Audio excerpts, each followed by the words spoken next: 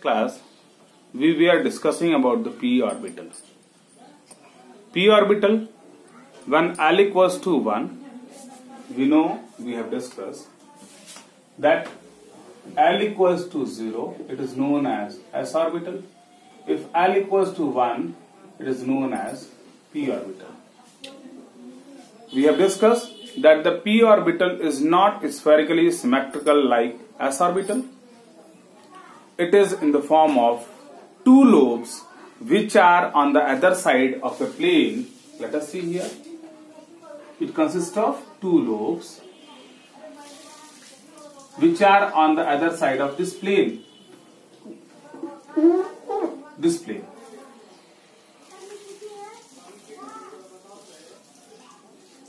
Which are on the other side of this plane, where the probability of finding the electron at the nucleus is 0.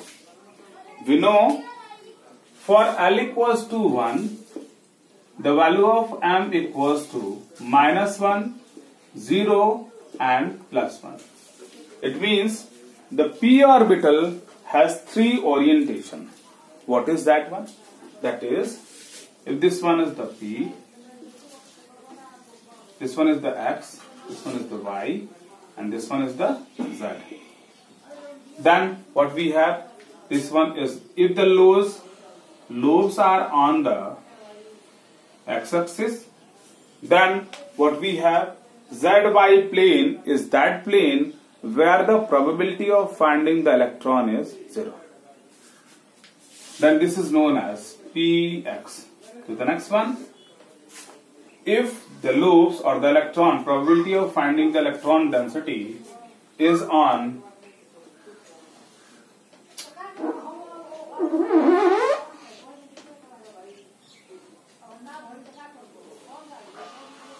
this one is the x-axis, this one is the y, this one is the z. If the lobes are on the y-axis, then it is known as py. In this case, we have an xz plane which is passing from the nucleus, where the probability of finding the electron is 0. The next we have, what is that one? Here I will draw it. The next we have, if this one is the x-axis,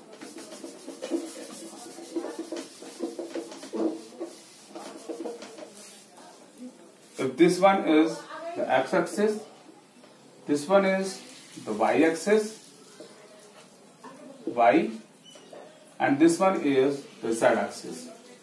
When the lobes or the probability of the finding the electron is on x, this one is the z-axis, then it is known as pz.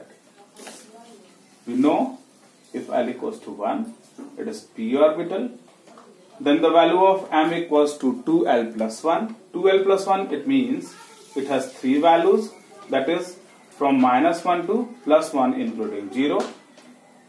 Then we have 3 orientation, that is -1, 0 and +1.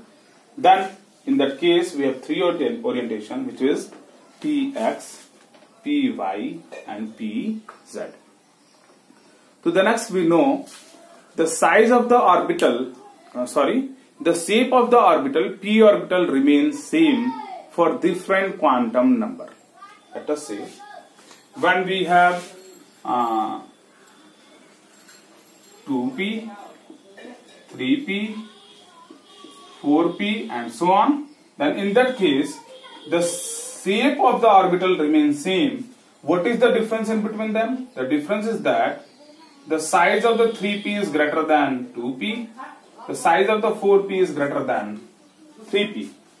To the next, I have also discussed that the principal quantum number also governs the energy together with size. In this context, the size of 4p is greater than 3p together with the energy of 4p is greater than 3p and in comparison to 2p. देखा क्या हमने? p orbital के case में हमने discuss किया था कि p orbital lobular है, लोब्स के जैसे है, जो एक दिए गए प्लेन के अदर साइड पर है, किसी दिए गए एक्सिस पे।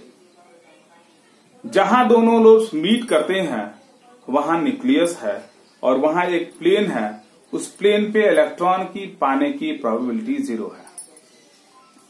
जब L की वैल्यू 1 होगी तो M की वैल्यू हमने पढ़ा है कि 2L+1 होती है।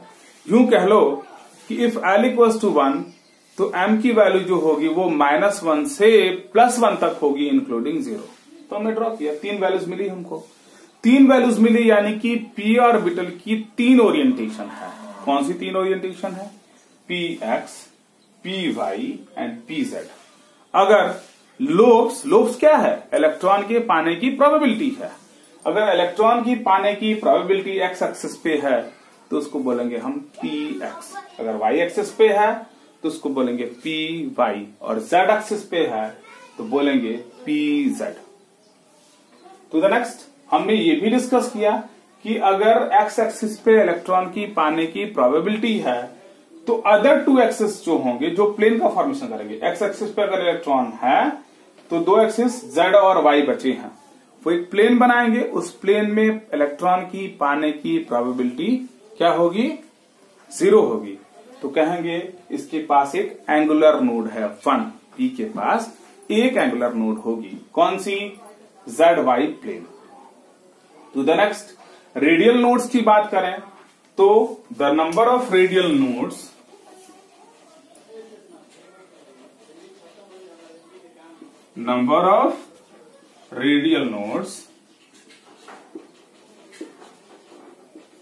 in p orbital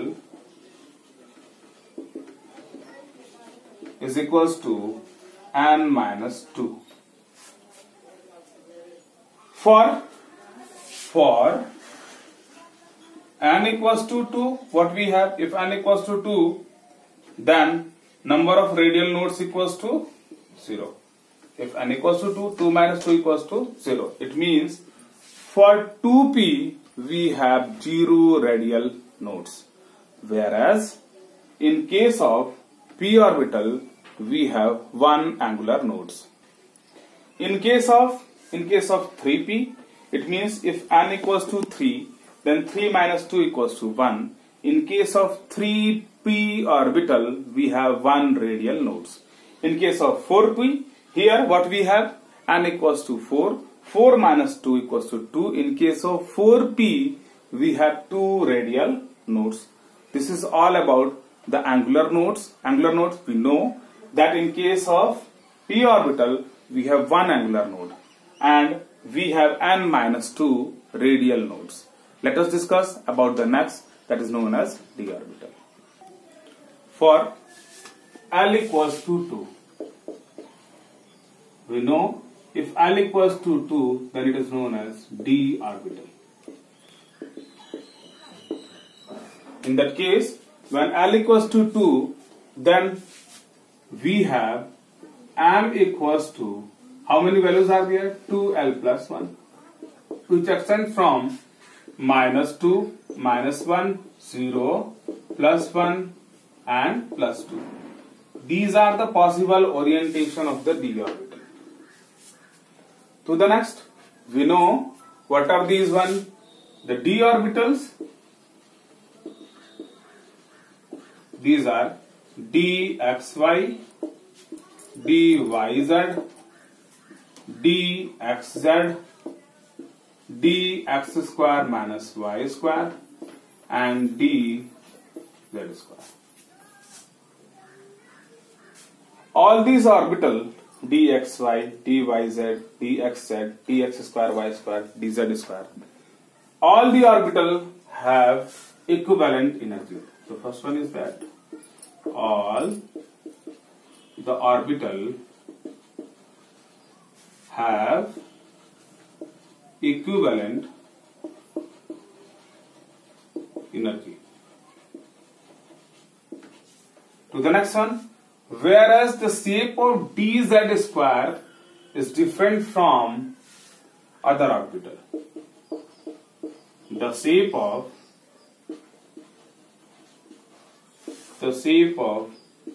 dz square is different from other d orbitals. To the next, we will discuss dxy. In case of what we have, the d orbital with higher quantum number, we can say 3d, 4d, 5d. What it means? The shape of the orbital remains same. The shape of the orbital remains same. Whereas when we move to higher quantum number, then the size of the orbital together with the energy of the orbital increases. It means with increasing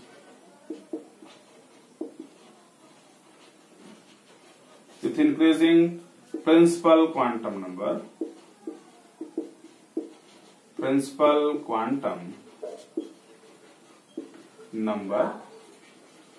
that is n, the energy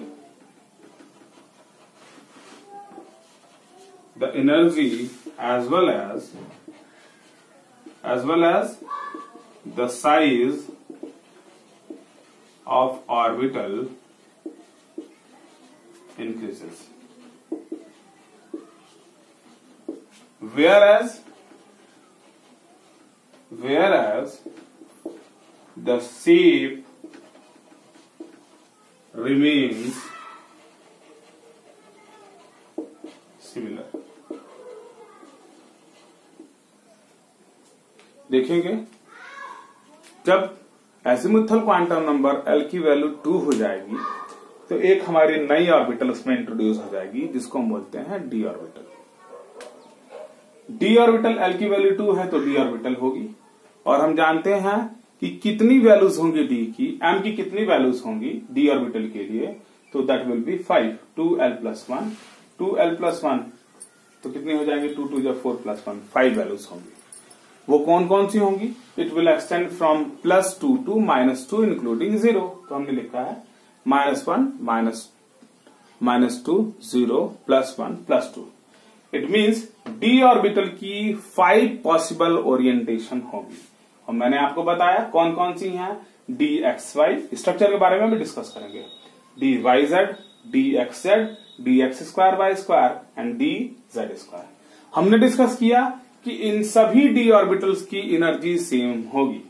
तो next हमने discuss किया कि जो dz² है उसका जो shape है वो अलग d ऑर्बिटल से अलग है. डिस्कस करेंगे अभी.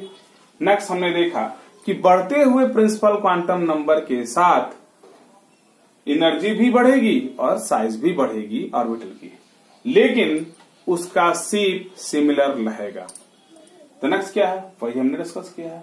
To the next, we will discuss what are the nodes and the shape of the orbital.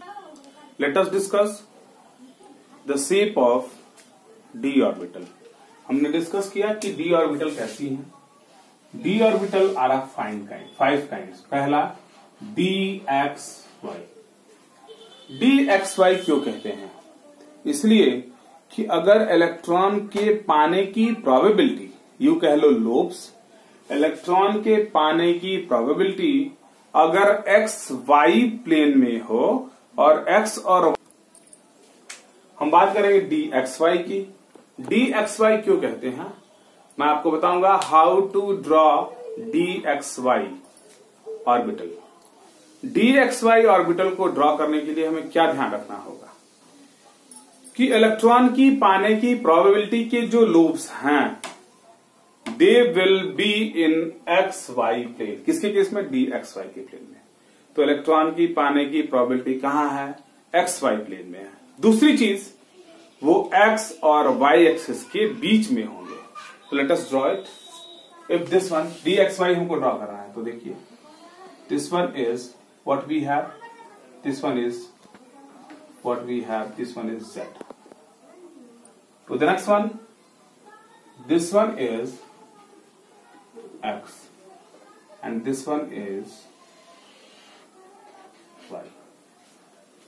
तो हमने बताया है कि कहां प्लॉट करना है इलेक्ट्रॉन की प्रोबेबिलिटी. इलेक्ट्रॉन की पाने की प्रोबेबिलिटी x और y के प्लेन में होगी.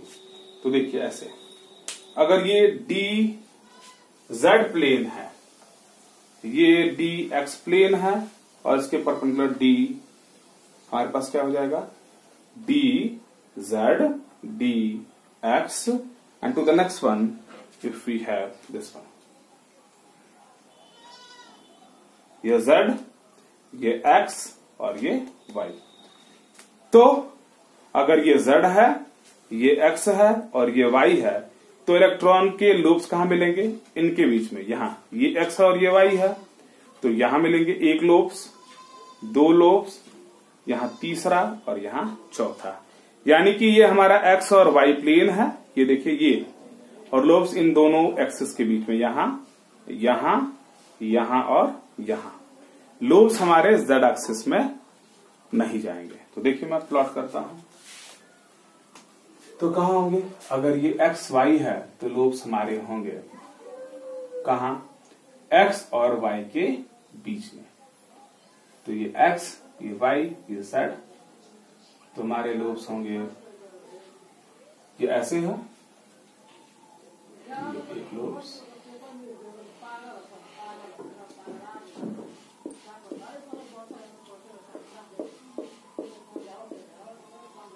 और दूसरा लूप हमारा ये x और y के बीच में, ये भी x और y के ही बीच में है। द नेक्स्ट वन, अगर हमको प्लॉट करना है dy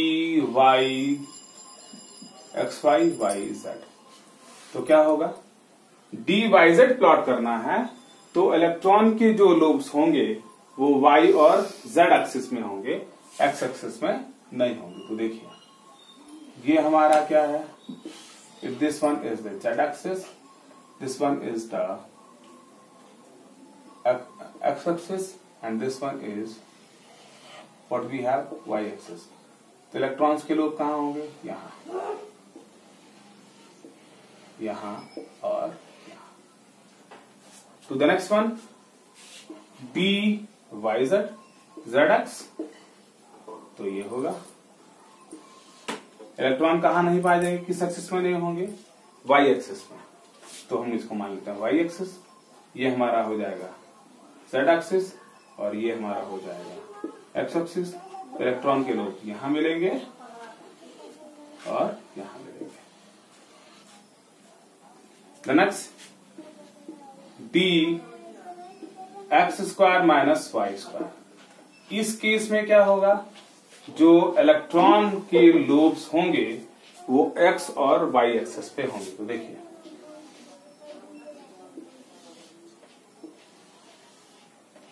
if this one is x, this one is y, तो लूप्स क्या होंगे, y एक्सिस पे होंगे और x एक्सिस पे होंगे। इन case of D Z square, तो लूप्स कहां होंगे, x y, if this one is z, तो लूप्स कहां होंगे, z एक्सिस पे, और यहां एक छोटा सा कंस्ट्रक्शन होगा। तो ये हमने बात किया क्या, कौन कौन सी 5 d ऑर्बिटल हैं, हमने डिस्कस किया कि अगर हम एक डिस्कस करेंगे सारा उसी तरीके से हो जाएगा। dxy के बारे में बात करेंगे। तो देखिए ये अगर हमारा मानते हैं y और ये मानते हैं x और ये मान लेंगे हम z,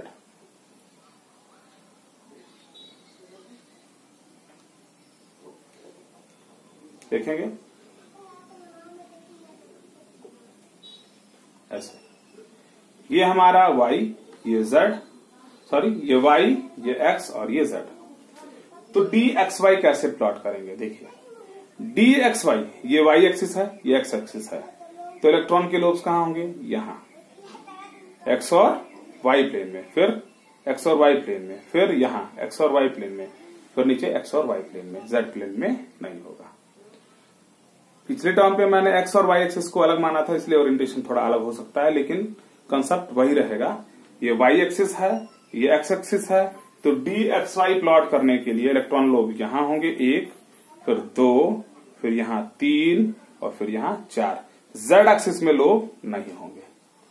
तो ऐसे ही और तीनों का हो जाएगा। dx स्क्वायर y स्क्वायर के केस में क्या है, इन दिस केस जो लोब्स होंगे वो एक्स और वाई एक्सिस पे होंगे। डी जेड स्क्वायर में लोब्स जेड एक्सिस पे होंगे। यहां एक छोटा सा इलेक्ट्रॉनिक लोब्स का कंस्ट्रक्शन होगा। अब बात करेंगे क्या है, देखिए कि इसमें एंगुलर नोड्स कितनी होती हैं। तो जब हम बात करेंगे, देखिए इस केस में, in case of D X Y, तो डी एक्स वाई में क्या है, डी एक्स वाई में क्या है, ऐसे अगर ये वाई एक्सिस है, ये एक्स एक्सिस है, ये जेड एक्सिस है, तो इलेक्ट्रॉन के लोब यहां मिलेंगे, यहां मिलेंगे, नीचे मिलेंगे और इधर मिलेंगे। यानी कि केवल एक्स वाई प्लेन में ही क्या होगा, लोब्स होगा। लेकिन ये जेड एक्सिस जो है वो इस एक्सिस को दो जगहों पे काटेगी, और दो जगहों पे काटेगी। कैसे काटेगी, देखिए ये हमारा क्या है, ये हमारा वाई एक्सिस है, ये हमारा एक्स एक्सिस है, ये हमारा वाई एक्सिस है, और ये हमारा जेड एक्सिस है। तो डी एक्स वाई में इलेक्ट्रॉनिक लोब्स यहां होंगे, यहां होंगे, यहां होंगे और यहां होंगे, इस जगह पे। यानी कि जो इलेक्ट्रॉनिक लोब्स हैं वो एक्स वाई प्लेन में होंगे डी एक्स वाई के केस में। यूं कह लो कि इस प्लेन में, ये देखिए ये प्लेन में ही इलेक्ट्रॉनिक लोब्स होंगे। ये जेड एक्सिस है, इसमें लोब्स नहीं होंगे। तो देखिए अगर ये हमारा क्या है, ये हमारा क्या है, एक्स वाई प्लेन है, तो इसमें इलेक्ट्रॉनिक लोब्स कहां होंगे, यहां, यहां, यहां और यहां। यानी कि एक्सियल पोजीशन पे जहां से वाई एक्सिस जा रहा है और जहां से एक्स एक्सिस जा रहा है, वहां पे इलेक्ट्रॉन की पाने की प्रोबेबिलिटी 0 होगी। इसका मतलब वहां हमें दो एंगुलर नोड्स मिलेंगे। It means in case of d orbital we have L angular nodes and n minus L minus 1 radial nodes, n minus L minus 1. It means total nodes we have, total number of nodes is equals to n minus 1.